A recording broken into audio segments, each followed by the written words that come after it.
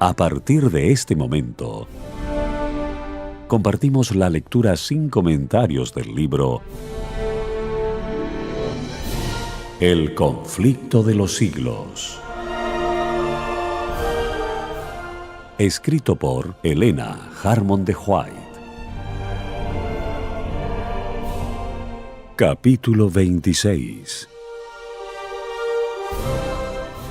Los Estados Unidos en la profecía.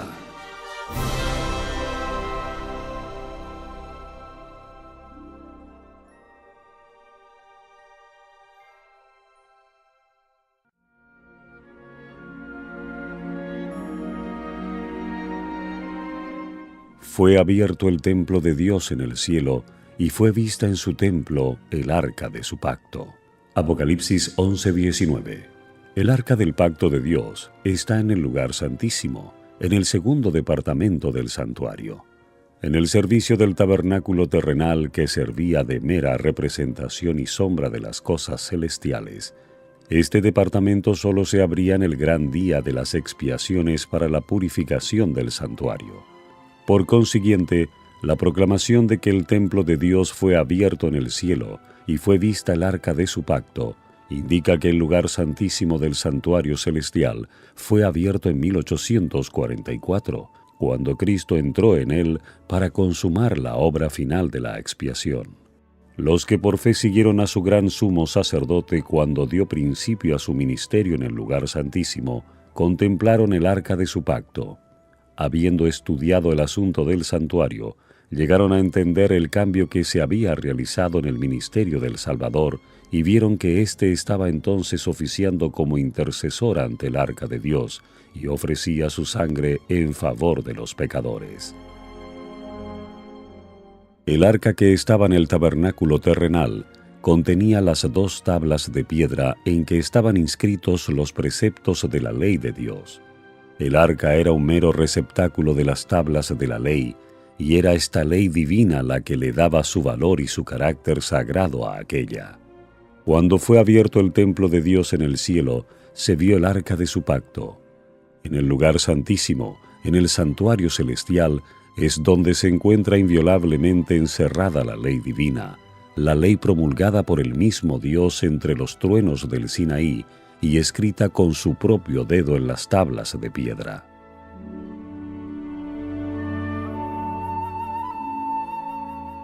La ley de Dios que se encuentra en el santuario celestial es el gran original del que los preceptos grabados en las tablas de piedra y consignados por Moisés en el Pentateuco eran copia exacta. Los que llegaron a comprender este punto importante fueron inducidos a reconocer el carácter sagrado e invariable de la ley divina. Comprendieron mejor que nunca la fuerza de las palabras del Salvador. Hasta que pasen el cielo y la tierra, ni siquiera una jota ni un tilde pasará de la ley. Mateo 5:18. Como la ley de Dios es una revelación de su voluntad, un trasunto de su carácter, debe permanecer para siempre como testigo fiel en el cielo. Ni un mandamiento ha sido anulado, ni un punto ni un tilde han sido cambiados. Dice el salmista: «Hasta la eternidad, oh Jehová, tu palabra permanece en el cielo. Seguros son todos sus preceptos, establecidos para siempre jamás». Salmos 119:89, 111, 7 y 8.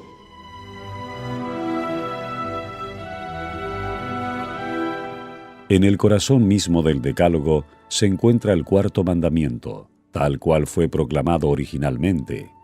Acordarte has del día del sábado para santificarlo.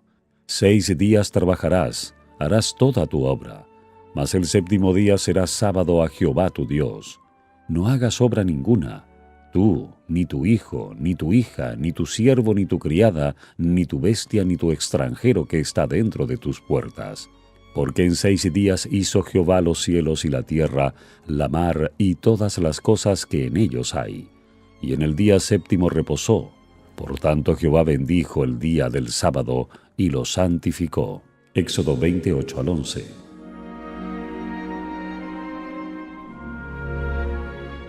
El Espíritu de Dios obró en los corazones de esos cristianos que estudiaban su palabra, y quedaron convencidos de que, sin saberlo, habían transgredido este precepto al despreciar el día de descanso del Creador.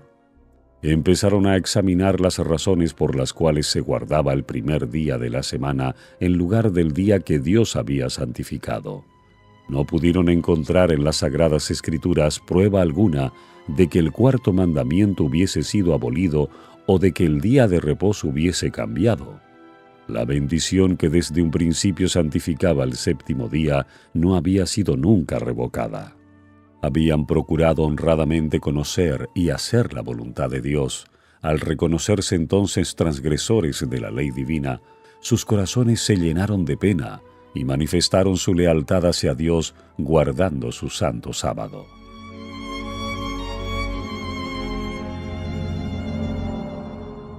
Se hizo cuanto se pudo por conmover su fe. Nadie podía dejar de ver que si el santuario terrenal era una figura o modelo del celestial, la ley depositada en el arca en la tierra era exacto trasunto de la ley encerrada en el arca del cielo, y que aceptar la verdad relativa al santuario celestial envolvía el reconocimiento de las exigencias de la ley de Dios y la obligación de guardar el sábado del cuarto mandamiento.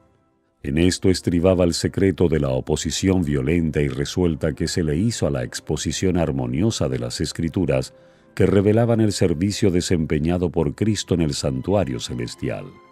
Los hombres trataron de cerrar la puerta que Dios había abierto y de abrir la que Él había cerrado. Pero el que abre y ninguno cierra, y cierra y ninguno abre, había declarado: «He aquí, he puesto delante de ti una puerta abierta, la cual nadie podrá cerrar». Apocalipsis 3, 7 y 8. Cristo había abierto la puerta o ministerio del lugar santísimo. La luz brillaba desde la puerta abierta del santuario celestial y se vio que el cuarto mandamiento estaba incluido en la ley allí encerrada. Lo que Dios había establecido, nadie podía derribarlo.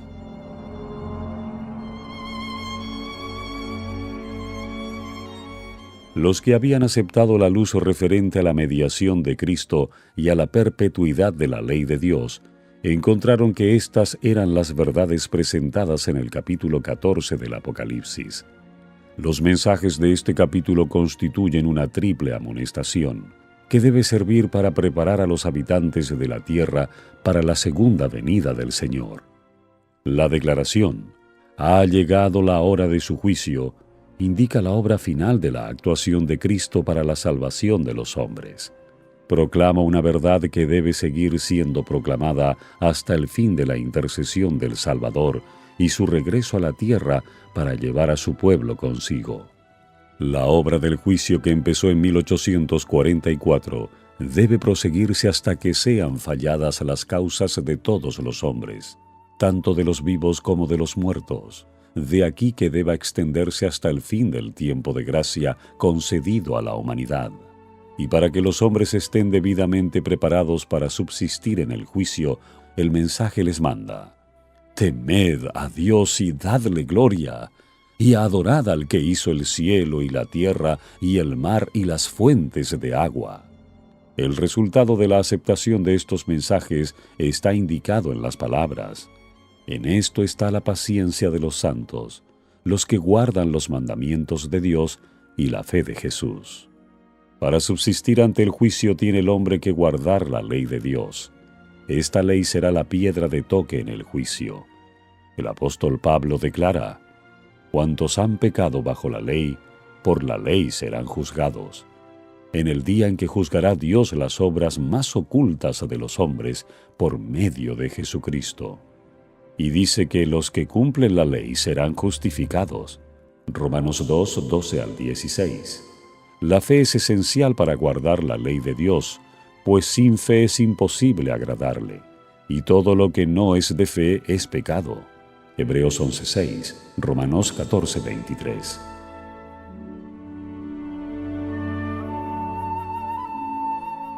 El primer ángel exhorta a los hombres a que teman al Señor y le den honra, y a que le adoren como Creador del cielo y de la tierra. Para poder hacerlo, deben obedecer su ley.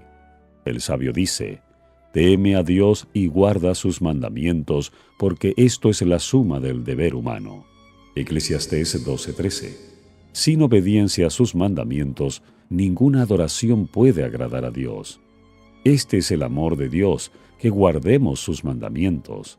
El que aparte sus oídos para no escuchar la ley, verá que su oración misma es cosa abominable. Primera de Juan 5:3, Proverbios 28:9.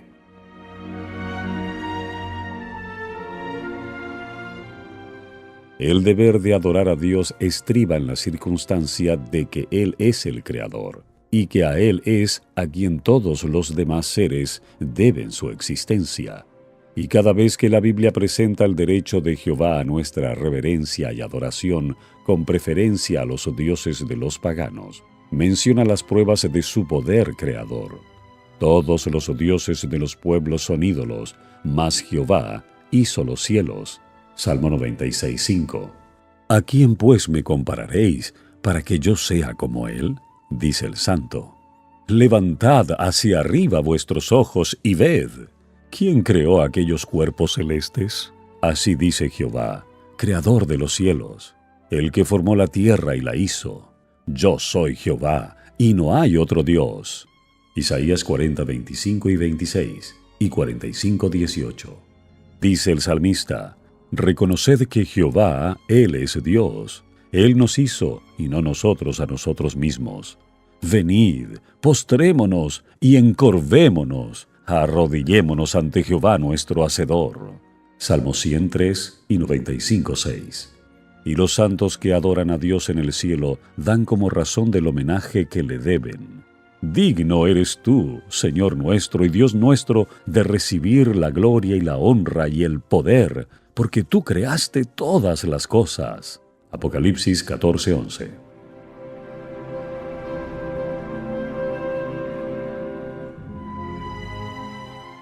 En el capítulo 14 del Apocalipsis se exhorta a los hombres a que adoren al Creador, y la profecía expone a la vista una clase de personas que, como resultado del triple mensaje, guardan los mandamientos de Dios. Uno de estos mandamientos señala directamente a Dios como Creador.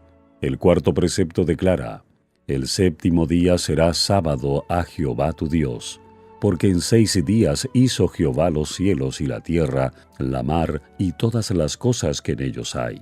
Y en el día séptimo reposó. Por tanto Jehová bendijo el día del sábado y lo santificó. Éxodo 20:10 y 11. Respecto al sábado, el Señor dice además que será una señal, para que sepáis que yo soy Jehová vuestro Dios. Ezequiel 20:20. Y la razón aducida es, porque en 6 días hizo Jehová los cielos y la tierra, y en el séptimo día cesó y reposó. Éxodo 31:17.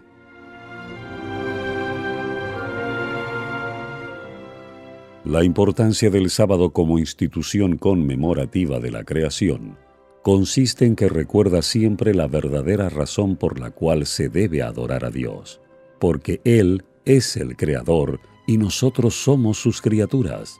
Por consiguiente, el sábado forma parte del fundamento mismo del culto divino, pues enseña esta gran verdad del modo más contundente, como no lo hace ninguna otra institución. El verdadero motivo del culto divino, no tan solo del que se tributa en el séptimo día, sino de toda adoración, reside en la distinción existente entre el Creador y sus criaturas. Este hecho capital no perderá nunca su importancia ni debe caer nunca en el olvido. Por eso, es decir, para que esta verdad no se borrara nunca de la mente de los hombres, instituyó Dios el sábado en el Edén, y mientras el ser Él nuestro Creador siga siendo motivo para que le adoremos, el sábado seguirá siendo señal conmemorativa de ello.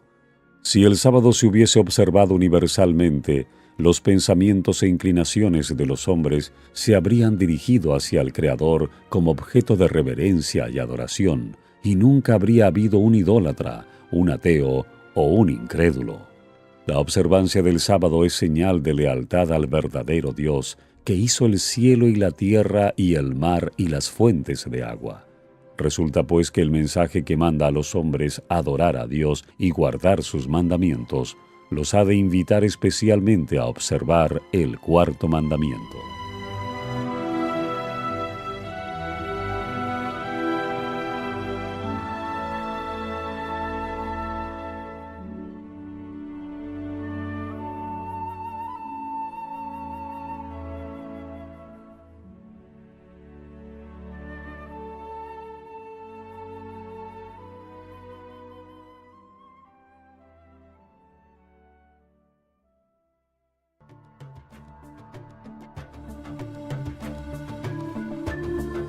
Seguimos presentando la lectura sin comentarios del libro El conflicto de los siglos. Capítulo 26. Los Estados Unidos en la profecía.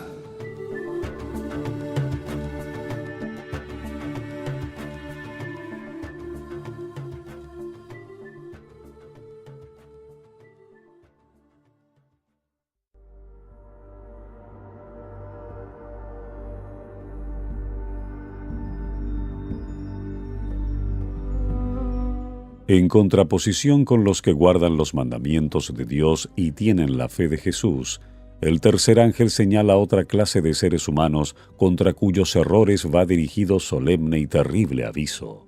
Si alguno adora a la bestia y a su imagen, y recibe su marca en su frente o en su mano, él también beberá del vino de la ira de Dios. Apocalipsis 14, 9 y 10. Para comprender este mensaje hay que interpretar correctamente sus símbolos, que representan la bestia, la imagen, la marca. La hilación profética en la que se encuentran estos símbolos empieza en el capítulo 12 del Apocalipsis con el dragón que trató de destruir a Cristo cuando nació. En dicho capítulo vemos que el dragón es Satanás. Apocalipsis 12:9. Fue él quien indujo a Herodes a procurar la muerte del Salvador. Pero el agente principal de Satanás, al guerrear contra Cristo y su pueblo durante los primeros siglos de la era cristiana, fue el Imperio Romano, en el cual prevalecía la religión pagana. Así que si bien el dragón representa primero a Satanás, en sentido derivado es un símbolo de la Roma pagana.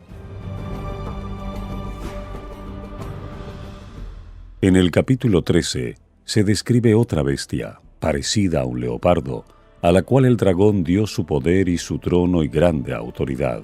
Este símbolo, como lo han creído la mayoría de los protestantes, representa al papado, el cual heredó el poder y la autoridad del antiguo Imperio Romano. Se dice de la bestia parecida a un leopardo, le fue dada una boca que hablaba cosas grandes y blasfemias, y abrió su boca para decir blasfemias contra Dios, para blasfemar su nombre y su tabernáculo, y a los que habitan en el cielo, y le fue permitido hacer guerra contra los santos y vencerlos, y le fue dada autoridad sobre toda tribu y pueblo y lengua y nación. Esta profecía, que es casi la misma que la descripción del cuerno pequeño en Daniel 7, se refiere sin duda al papado. Le fue dada autoridad para hacer sus obras 42 meses. Y dice el profeta, vi una de sus cabezas como si hubiese sido herida de muerte. Y además, si alguno lleva en cautiverio, al cautiverio irá. Si alguno mata con espada, es preciso que él sea muerto a espada.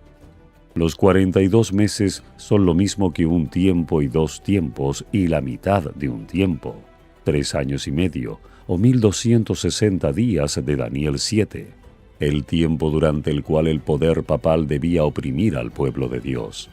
Este periodo, como fue indicado en capítulos anteriores, empezó con la supremacía del papado en el año 538 de Jesucristo y terminó en 1798. Entonces, el papa fue hecho prisionero por el ejército francés. El poder papal recibió su golpe mortal y quedó cumplida la predicción. Si alguno lleva en cautiverio, al cautiverio irá.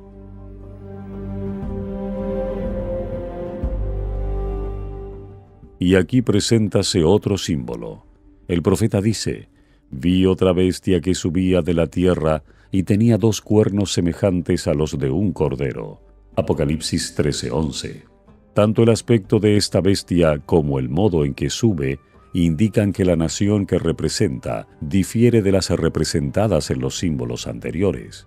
Los grandes reinos que han gobernado al mundo le fueron presentados al profeta Daniel en forma de fieras, que surgían mientras los 4 vientos del cielo combatían en la gran mar. Daniel 7:2. En Apocalipsis 17, un ángel explicó que las aguas representan pueblos y naciones y lenguas.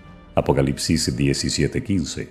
Los vientos simbolizan luchas. Los 4 vientos del cielo que combatían en la gran mar representan los terribles dramas de conquista y revolución por los cuales los reinos alcanzaron el poder. Pero la bestia con cuernos semejantes a los de un cordero subía de la tierra. En lugar de derribar a otras potencias para establecerse, la nación así representada debe subir en territorio hasta entonces desocupado y crecer gradual y pacíficamente. No podía, pues, subir entre las naciones populosas y belicosas del viejo mundo, ese mar turbulento de pueblos y muchedumbres y naciones y lenguas. Hay que buscarla en el continente occidental.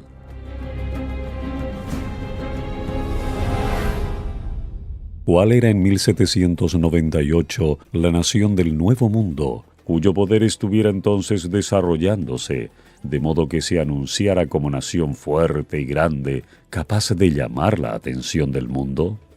La aplicación del símbolo no admite duda alguna.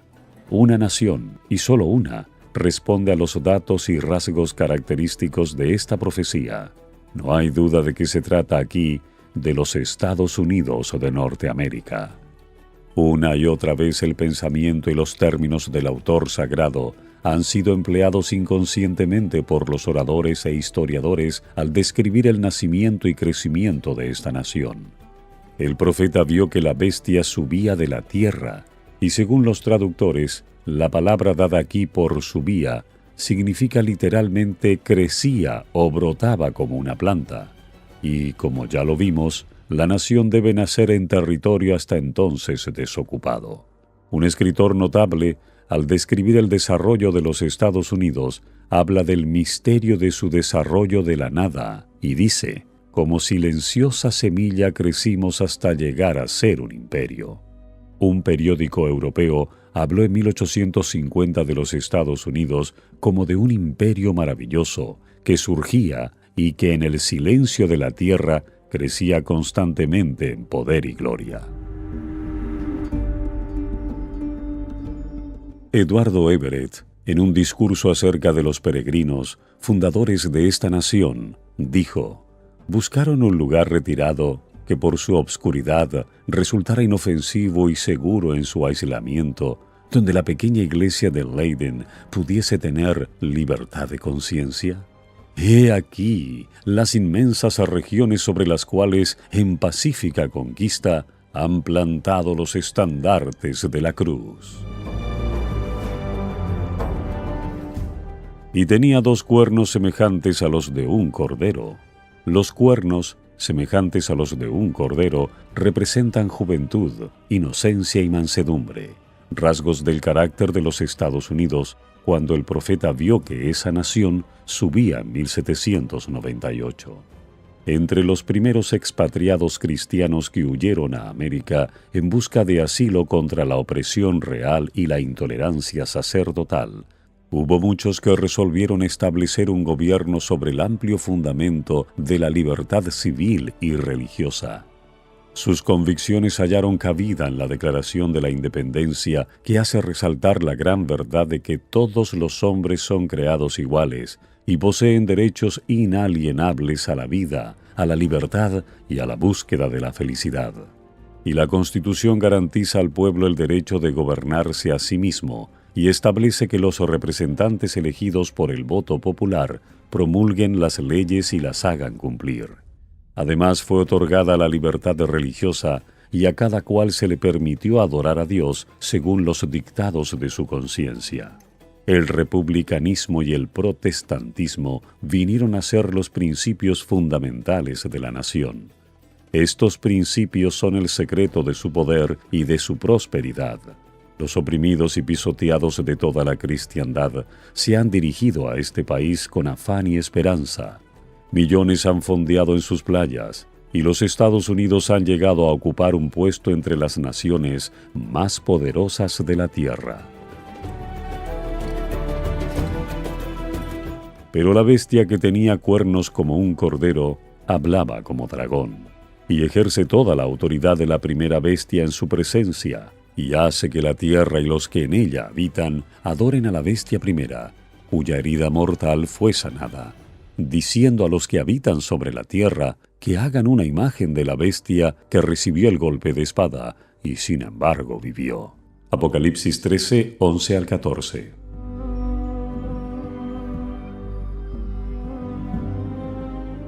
Los cuernos como de cordero y la voz de dragón del símbolo indican una extraña contradicción entre lo que profesa ser y lo que practica la nación así representada. El hablar de la nación son los actos de sus autoridades legislativas y judiciales. Por esos actos la nación desmentirá los principios liberales y pacíficos que expresó como fundamento de su política. La predicción de que hablará como dragón y ejercerá toda la autoridad de la primera bestia anuncia claramente el desarrollo del espíritu de intolerancia y persecución de que tantas pruebas dieran las naciones representadas por el dragón y la bestia semejante al leopardo. Y la declaración de que la bestia con dos cuernos hace que la tierra y los que en ella habitan adoren a la bestia primera, indica que la autoridad de esta nación será empleada para imponer alguna observancia en homenaje al papado. Semejante actitud sería abiertamente contraria a los principios de este gobierno, al genio de sus instituciones libres, a los claros y solemnes reconocimientos contenidos en la Declaración de la Independencia y contrarios finalmente a la Constitución. Los fundadores de la nación procuraron con acierto que la Iglesia no pudiera hacer uso del poder civil con los consabidos e inevitables resultados, la intolerancia y la persecución. La Constitución garantiza que el Congreso no legislará con respecto al establecimiento de una religión ni prohibirá el libre ejercicio de ella, y que ninguna manifestación religiosa será jamás requerida como condición de aptitud para ninguna función o cargo público en los Estados Unidos. Solo en flagrante violación de estas garantías de la libertad de la nación es como se puede imponer por la autoridad civil la observancia de cualquier deber religioso. Pero la inconsecuencia de tal procedimiento no es mayor que lo representado por el símbolo. Es la bestia con cuernos semejantes a los de un cordero, que profesa ser pura, mansa, inofensiva, y que habla como un dragón. Diciendo a los que habitan sobre la tierra que hagan una imagen de la bestia. Aquí tenemos presentada a las claras una forma de gobierno en el cual el poder legislativo descansa en el pueblo, y ello prueba que los Estados Unidos de Norteamérica constituyen la nación señalada por la profecía. Pero, ¿qué es la imagen de la bestia? ¿Y cómo se la formará? La imagen es hecha por la bestia de dos cuernos y es una imagen de la primera bestia. Así que para saber a qué se asemeja la imagen y cómo será formada, debemos estudiar los rasgos característicos de la misma bestia, el papado.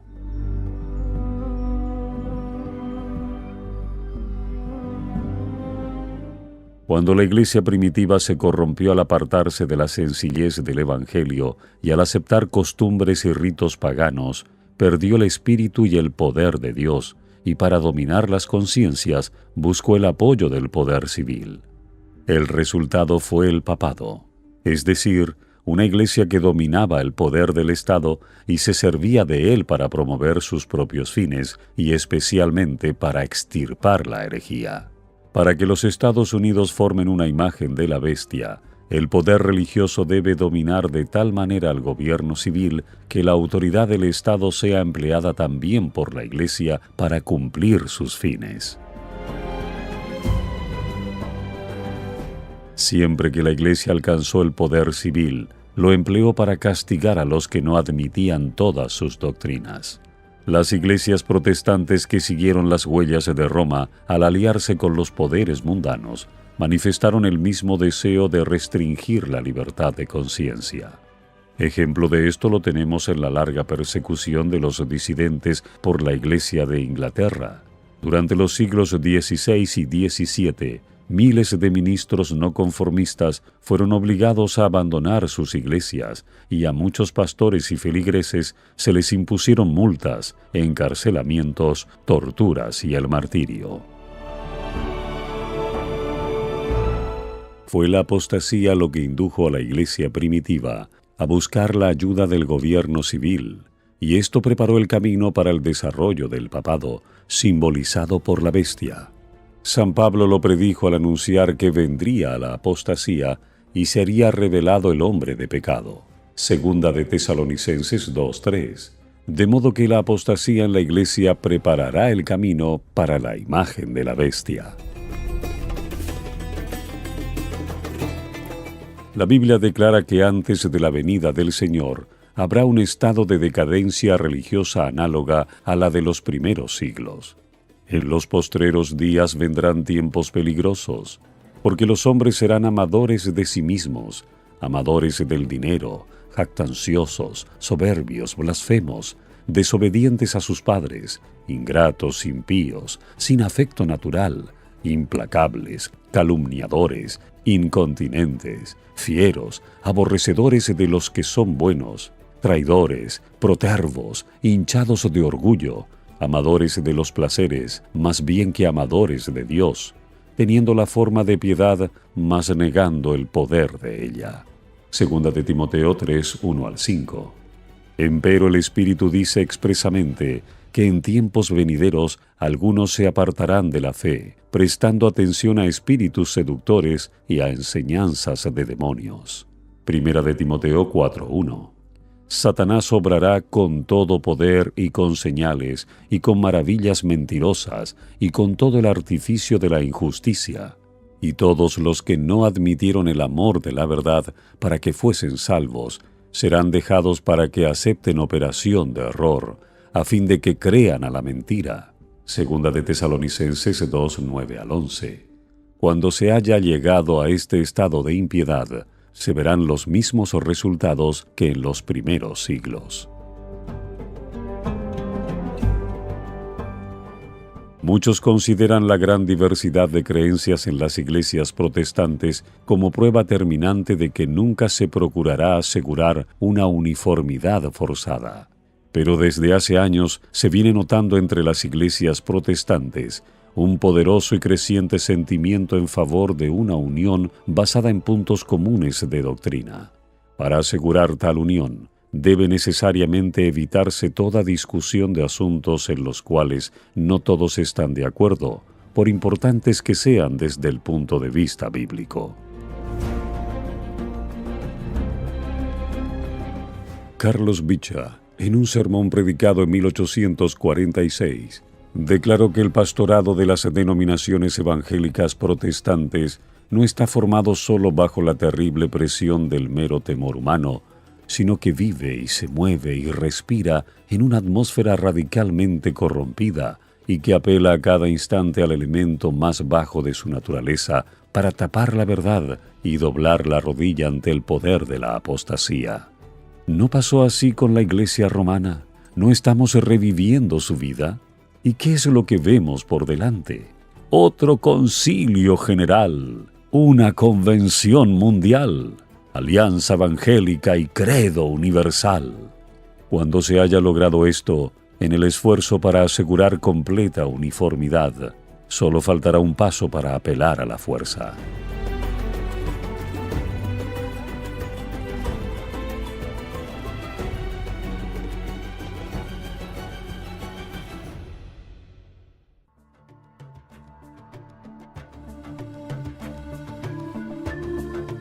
Seguimos presentando la lectura sin comentarios del libro El conflicto de los siglos. Capítulo 26. Los Estados Unidos en la profecía.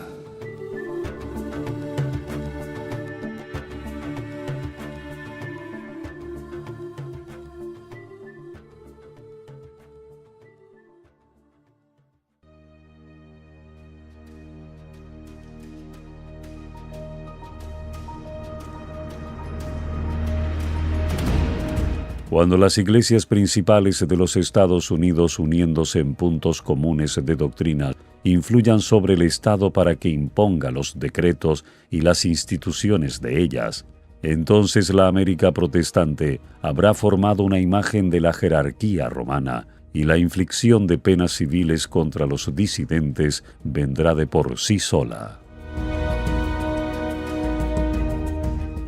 La bestia de dos cuernos hace que todos, pequeños y grandes, así ricos como pobres, así libres como esclavos, tengan una marca sobre su mano derecha o sobre su frente, y que nadie pueda comprar o vender, sino aquel que tenga la marca, es decir, el nombre de la bestia o el número de su nombre. Apocalipsis 13, 16 y 17. La amonestación del tercer ángel es: si alguno adora a la bestia y a su imagen, y recibe su marca en su frente o en su mano, él también beberá del vino de la ira de Dios. La bestia, mencionada en este mensaje, cuya adoración es impuesta por la bestia de dos cuernos, es la primera bestia, o sea, la bestia semejante a un leopardo de Apocalipsis 13, el papado. La imagen de la bestia representa la forma de protestantismo apóstata que se desarrollará cuando las iglesias protestantes busquen la ayuda del poder civil para la imposición de sus dogmas. Queda aún por definir lo que es la marca de la bestia. Después de amonestar contra la adoración de la bestia y de su imagen, la profecía dice: aquí está la paciencia de los santos. Aquí están los que guardan los mandamientos de Dios y la fe de Jesús. En vista de que los que guardan los mandamientos de Dios están puestos así en contraste con los que adoran la bestia y su imagen y reciben su marca, se deduce que la observancia de la ley de Dios, por una parte, y su violación por la otra, establecen la distinción entre los que adoran a Dios y los que adoran a la bestia.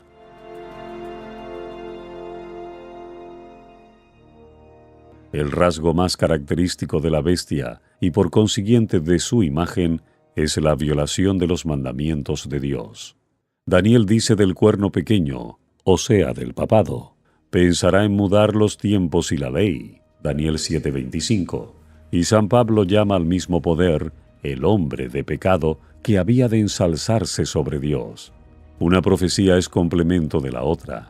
Solo adulterando la ley de Dios podía el papado elevarse sobre Dios, y quienquiera que guardase a sabiendas la ley así adulterada, daría honor supremo al poder que introdujo el cambio. Tal acto de obediencia a las leyes papales sería señal de sumisión al Papa en lugar de sumisión a Dios. El papado intentó alterar la ley de Dios.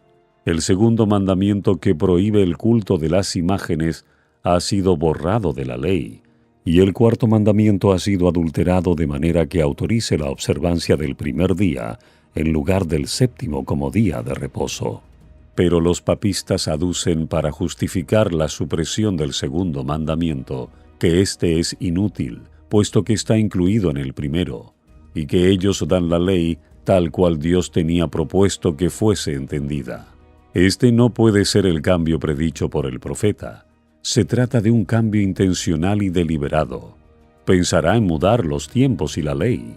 El cambio introducido en el cuarto mandamiento cumple exactamente la profecía. La única autoridad que se invoca para dicho cambio es la de la Iglesia. Aquí el poder papal se ensalza abiertamente sobre Dios.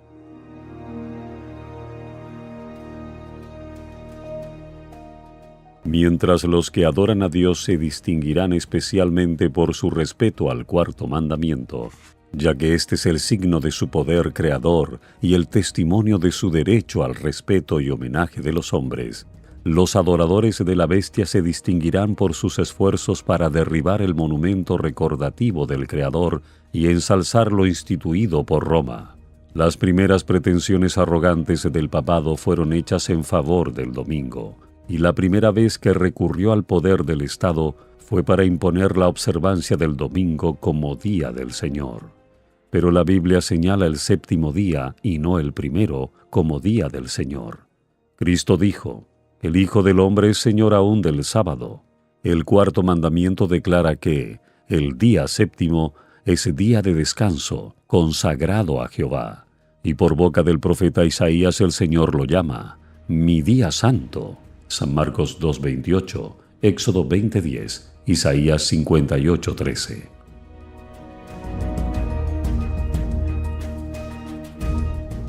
El aserto tantas veces repetido de que Cristo cambió el día de reposo está refutado por sus propias palabras. En su sermón sobre el monte dijo: «No penséis que vine para invalidar la ley o los profetas. No vine a invalidar sino a cumplir. Porque en verdad os digo que hasta que pasen el cielo y la tierra, ni siquiera una jota ni un tilde pasará de la ley hasta que el todo sea cumplido». Por tanto, cualquiera que quebrantare uno de estos más mínimos mandamientos y enseñare a los hombres así, será llamado muy pequeño en el reino de los cielos. Mas cualquiera que los hiciere y enseñare, será llamado grande en el reino de los cielos. Mateo 5, 17 al 19. Es un hecho generalmente admitido por los protestantes que las Sagradas Escrituras no autorizan en ninguna parte el cambio del día de reposo. Esto se confirma en publicaciones de la Sociedad Americana de Tratados y la Unión Americana de Escuelas Dominicales.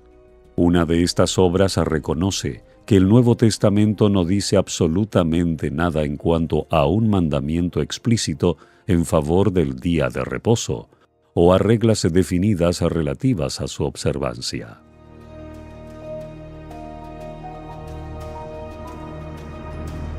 Otra dice: hasta la época de la muerte de Cristo, ningún cambio se había hecho en cuanto al día, y por lo que se desprende del relato bíblico, los apóstoles no dieron mandamiento explícito alguno que ordenara el abandono del séptimo día, sábado, como día de reposo, ni que se lo observara en el primer día de la semana.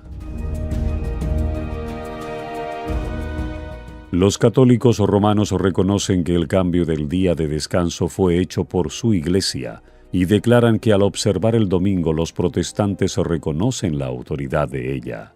En el Catecismo Católico de la Religión Cristiana, al contestar una pregunta relativa al día que se debe guardar en obediencia al cuarto mandamiento, se hace esta declaración: bajo la ley antigua, el sábado era el día santificado, pero la Iglesia, instruida por Jesucristo y dirigida por el Espíritu de Dios, sustituyó el sábado por el domingo, de manera que ahora santificamos el primer día y no el séptimo. Domingo significa día del Señor, y es lo que ha venido a ser. Como signo de la autoridad de la Iglesia Católica, los escritores católicos citan el acto mismo de cambiar el sábado al domingo, cambio en que los protestantes consienten porque al guardar estrictamente el domingo, ellos reconocen el poder de la Iglesia para ordenar fiestas y para imponerlas so pena de incurrir en pecado. ¿Qué es, pues, el cambio del día de descanso, sino el signo o marca de la autoridad de la Iglesia romana, la marca de la bestia?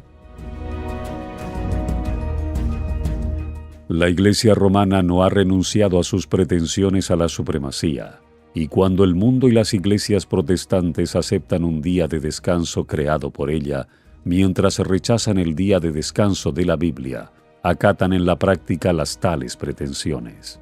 Pueden apelar a la autoridad de la tradición y de los padres para apoyar el cambio, pero al hacerlo pasan por alto el principio mismo que los separa de Roma, es a saber, que la Biblia, y la Biblia sola, es la religión de los protestantes.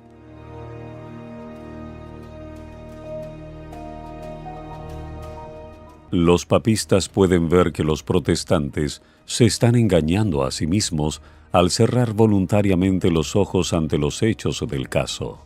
A medida que gana terreno el movimiento en pro de la observancia obligatoria del domingo, ellos se alegran en la seguridad de que ha de concluir por poner a todo el mundo protestante bajo el estandarte de Roma. Los romanistas declaran que la observancia del domingo por los protestantes es un homenaje que rinden, mal de su grado, a la autoridad de la Iglesia.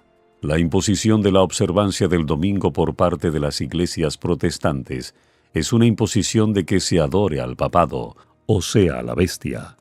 Los que, comprendiendo las exigencias del cuarto mandamiento, prefieren observar el falso día de reposo en lugar del verdadero, rinden así homenaje a aquel poder, el único que ordenó su observancia. Pero por el mismo hecho de imponer un deber religioso con ayuda del poder secular, las mismas iglesias estarían elevando una imagen a la bestia. De aquí que la imposición de la observancia del domingo en los Estados Unidos equivaldría a imponer la adoración de la bestia y de su imagen.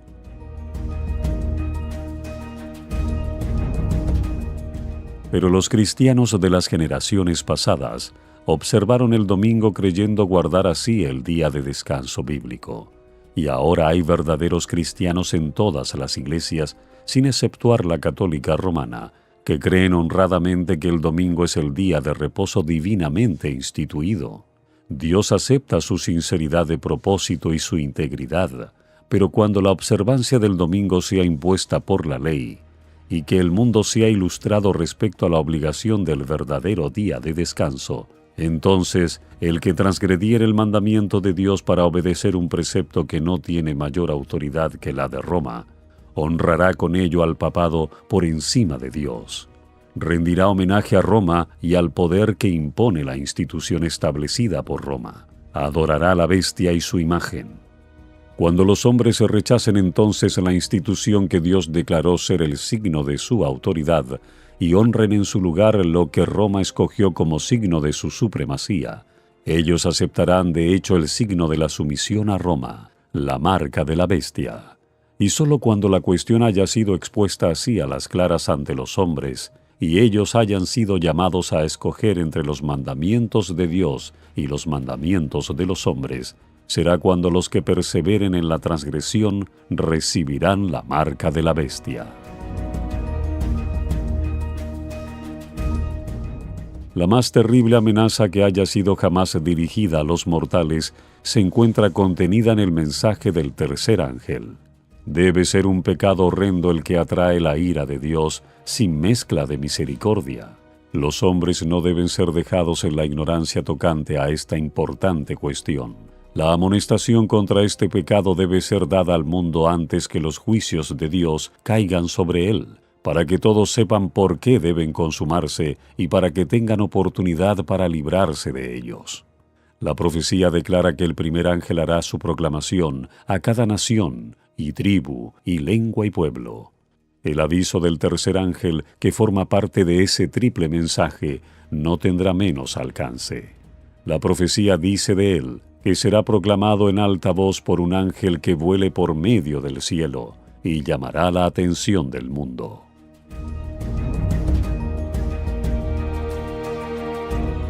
Al final de la lucha, toda la cristiandad quedará dividida en dos grandes categorías: la de los que guardan los mandamientos de Dios y la fe de Jesús, y la de los que adoran la bestia y su imagen y reciben su marca.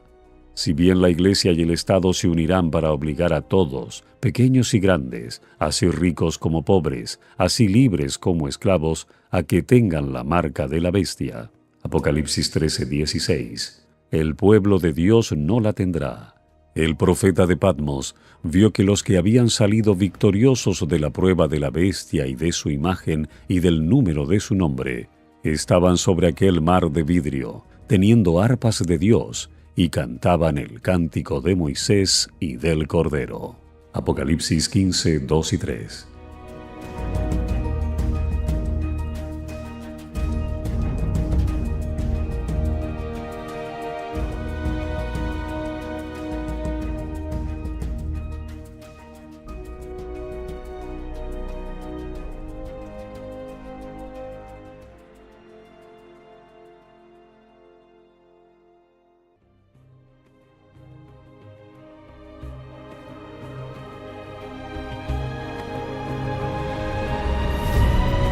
hemos presentado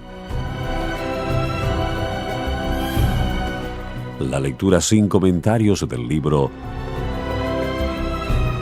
El conflicto de los siglos,